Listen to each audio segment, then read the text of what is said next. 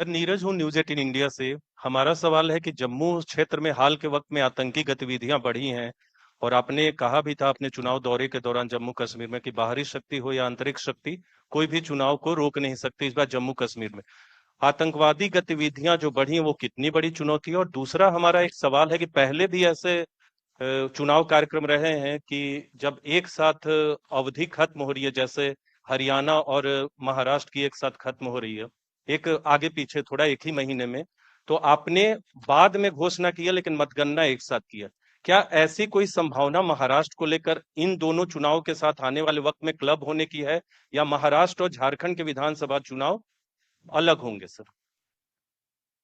महाराष्ट्र का चुनाव और हरियाणा का चुनाव एक साथ। देखिए, पहले महाराष्ट्र और हरियाणा एक साथ हुए थे। 3 नवंबर हरियाणा की डेट है, तो 26 नवंबर महाराष्ट्र की डेट है। Right.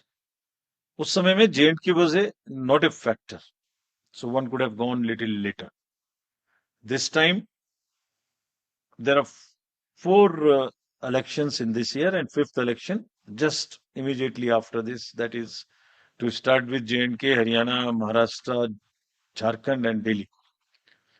So depending on the forces, requirement of forces, which is as I said, which is in a higher tone in JNK, हमने दो और दो हमने दो चुनाव को एक साथ करने का निर्णय लिया। और फिर ऐसा नहीं कर सकते कि जब JNK अनाउंस करें और JNK चल रहा हो तो उसके बीच में दूसरा अनाउंस करें। और साथ ही साथ और भी बहुत सारे फैक्टर्स हैं।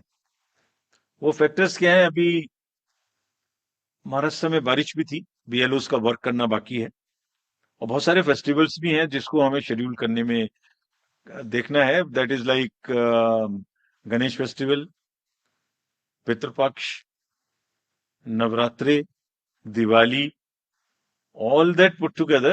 This is what we thought that we can handle as 2 elections at a time.